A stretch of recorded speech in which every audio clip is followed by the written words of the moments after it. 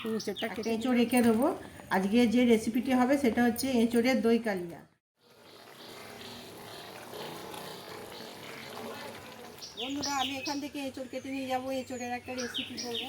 দেখুন এই গাছে কত এঁচড় হয়েছে, এখান থেকে এঁচড় কেটে নিয়ে যাচ্ছি।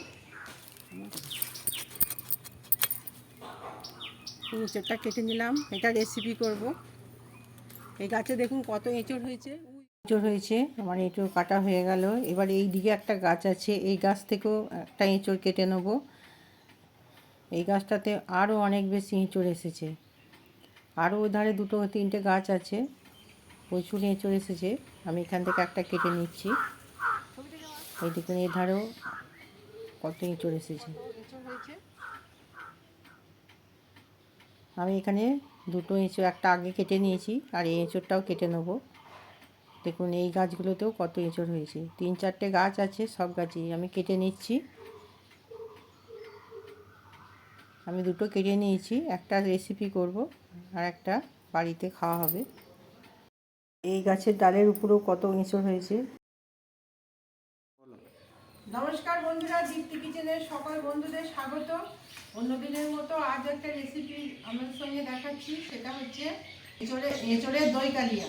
এই রেসিপিটা খেতে দুর্দান্ত হয়, অসাধারণ হয়। কীভাবে রান্নাটা করি দেখতে থাকুন। এই রেসিপিটা অনেক পুরোনো দিনের রান্না। আমি কীভাবে রান্নাটা করি দেখতে থাকুন। আর এখানে দুটো এঁচড় নিয়ে নিয়েছি, তবে দুটো এঁচড়ই রাখবো না, একটা রাত থেকে কেটে নিয়ে এসেছি। আশা করছি ভালো লাগবে, ভিডিওটা শেষ পর্যন্ত দেখুন। এখানে আমি দুটো এঁচড় নিয়ে নিয়েছি। এই এঁচড় দুটো গাছ থেকে দু রকম এঁচড় আছে, তবে আমি একটা এঁচড়ই নেবো, একটা এঁচড় রেখে দেবো। আজকে যে রেসিপিটি হবে সেটা হচ্ছে এঁচড়ের দই কালিয়া। তা দেখতে থাকুন, ভালো লাগবে। আর এই সময় এঁচড় তো বাজারে প্রচুর পাওয়া যায়। আর এঁচড়ে কাটার জন্য হাতে একটু আমি তেল নিয়ে নিচ্ছি, নাহলে হাতে আটা লেগে যাবে। এঁচড়টা কীভাবে কাটে আমি দেখিয়ে দিচ্ছি। এইভাবে আমি হাতে একটু সর্ষের তেল লাগিয়ে নিলাম। আর এঁচড় কাটলে আঠা বেরোয়, তা আমি এই এঁচড়টাই নিচ্ছি। একটা এঁচড়ই আমি কাটবো।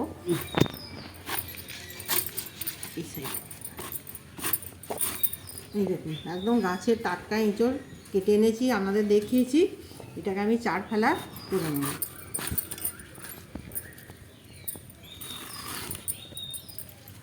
এইটা আমি রেখে দিলাম, এটা কাটবো না। এবার জলে দিয়ে দিচ্ছি। জলে এটাকে দিয়ে ধুয়ে নিলে আঠাটা বেরোবে না। 4 ফালা করে কেটে নিয়েছি।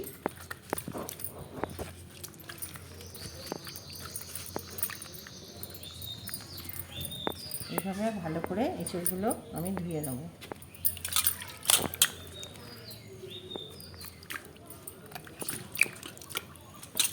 এই যে সাদা মতো দেখুন দুধের মতো একটা অংশ বেরোচ্ছে।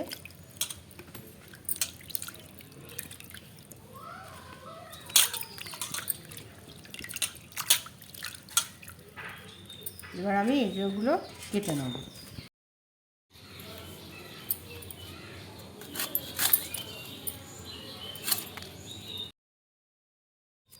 একটু মোটা করে কাটতে হবে খোলাটা, এইভাবে।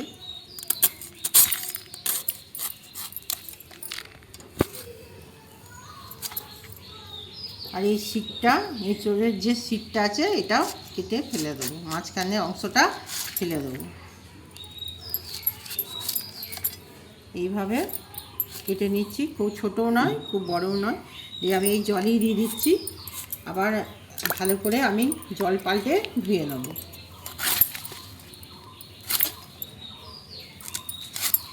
শিকটাকে আমি ফেলে দিচ্ছি। এবার আমি এঁচড়ের খোলাটা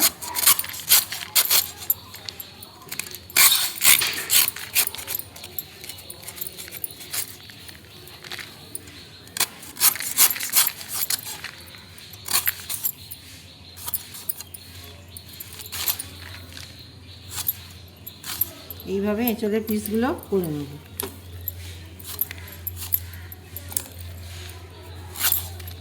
একইভাবে সবই কেটে নেব, আমি দেখিয়ে দিলাম দুটো। দেখিয়ে দিই, এইভাবে কেটে নিচ্ছি। এইভাবে সব এঁচড়গুলি আমি কেটে নেবো, আর আমি জল পাল্টে আবার ভালো করে ধুয়ে নিয়ে রান্না করব। এখানে আলু আমি কেটে নিয়েছি, এরকম ডুমো ডুমো করে আলুগুলো কেটে নিয়েছি, আর এখানে এঁচড়ও কাটা হয়ে গেছে। এবার আমি চলে যাব রান্না চালায়, এগুলোকে ধুয়ে নিয়ে আমি রান্না করব। এঁচড়গুলো জলে দিয়ে 2-3 বার জল পাল্টে ভালো করে ধুয়ে নেব, তাহলে আটাটা থাকবে না। এইভাবে রগড়ে রগড়ে আমি ভালো করে ধুয়ে নিচ্ছি।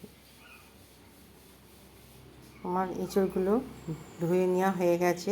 এঁচড় সেদ্ধ করার জন্য প্রেসার কুকার নিয়ে নিয়েছি, এতে জল দিয়ে দিয়েছি। এঁচড়গুলো সিদ্ধ করার জন্য কুকারের মধ্যে দিয়ে দিচ্ছি, 2টো সিটি দিয়ে দেবো, কেন এঁচড় বেশি শক্ত হয়।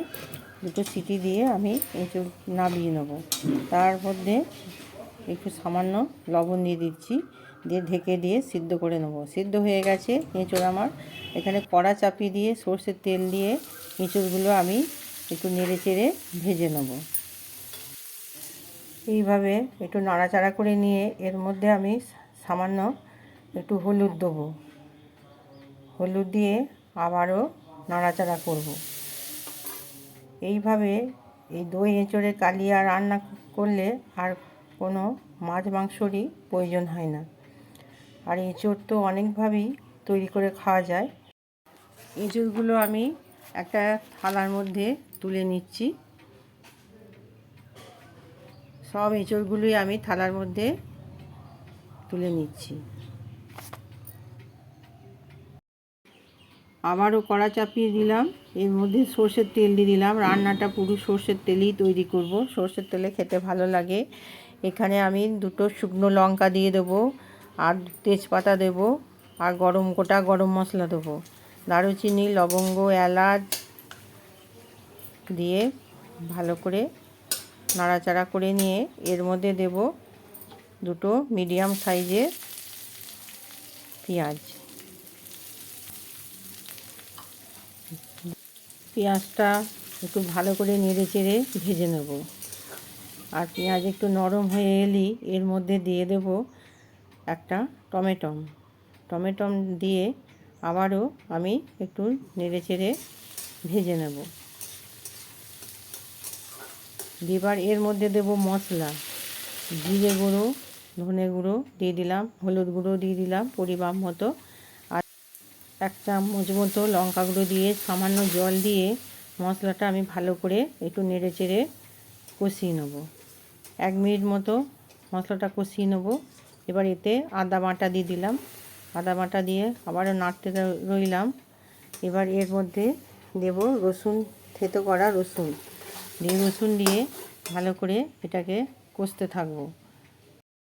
মশলার মধ্যে আবারও একটু জল দিয়ে দেবো, দিয়ে আরও 1.5 মিনিট মতো মশলাটা আমি ভালো করে নেড়ে চেড়ে কষতে থাকব। মশলা যত ভালো করে কষিয়ে নেওয়া যাবে তত খেতে ভালো লাগবে, আর মশলার কাঁচা গন্ধটাও থাকবে না। এবার আমি একটা বাটির মধ্যে টক দই দিয়ে নিয়েছি, টক দইটা আমি ভালো করে চামচে করে ফাটিয়ে নিচ্ছি। এবার দিয়ে দেবো টক দই মশলার মধ্যে, দিয়ে মশলার সঙ্গে টক দইটা নেড়ে চেড়ে ভালো করে কষিয়ে নেব। গ্যাসের আঁচটা হালকা করে দিয়েছি। এইভাবে কষিয়ে রান্নাটা করতে হবে। এবার দিয়ে দেবো আলু দিয়ে আমি খুন্তি দিয়ে একটু নেড়ে চেড়ে কষিয়ে নেব। মশলার সাথে ভালো করে নেড়ে চেড়ে মিশিয়ে দিচ্ছি আলুগুলো। এবার দিয়ে দেব আগে থেকে ভেজে রাখা আলু আর এঁচড় একসাথে দিয়ে বেশ কিছুক্ষণ ভালো করে নেড়ে কষিয়ে নিয়ে নেব। আর যত কষানো যাবে এঁচড়ের তরকারির স্বাদও তত বাড়বে। 4 থেকে 5 মিনিট আমি ভালো করে এটাকে নেড়ে চেড়ে কষিয়ে নেব। এবার এর মধ্যে দিয়ে দেবো জল, পরিমাপ মতো আমি জল দিয়ে দিচ্ছি। এবার জল দিয়ে আমি ভালো করে সব কিছুর সাথে মিশিয়ে দিচ্ছি। আর এইভাবে এঁচোড়ের তরকারি বা এঁচোড়ের দই কালিয়া রান্না করলে খেতে দুর্দান্ত স্বাদ হয়। মাছ মাংসর প্রয়োজনই হয় না, একটা তরকারি দিই এক থালা ভাত খাওয়া হয়ে যাবে। এবার এরপর থেকে ছড়িয়ে দিলাম লবণ পরিমাপ মতো, দিয়ে ভালো করে আবারও সব কিছুর সঙ্গে লবণটা আমি মিশিয়ে দিলাম সমস্ত তরকারির সাথে। আর এই রেসিপিটি খেতে দুর্দান্ত হয়, খুবই সুস্বাদু হয়। আর আমার এইভাবে এই রেসিপিটি যদি ভালো লেগে থাকে অবশ্যই একটা লাইক শেয়ার সাবস্ক্রাইব করবেন, কমেন্ট করতে ভুলবেন না। আবার একটু নেড়ে নেড়ে দিচ্ছি, একটু টকবক করে ফুটিয়ে নিচ্ছি। আবার এর মধ্যে একটু সামান্য চিনি দিয়ে দিলাম, চিনি দিলে তরকারির স্বাদটা বাড়বে, খেতেও ভালো লাগবে। আলুও সেদ্ধ হয়ে গেছে, যে তৈরি হয়ে গেল দই এঁচোড়ের কালিয়া। গ্যাসের আঁচ কমিয়ে দিয়ে গরম মশলা ছড়িয়ে দিয়ে আমি একটা জায়গার মধ্যে তুলে দেখাচ্ছি কত সুন্দর হয়েছে। আমি গরম গরম পরিবেশন করব।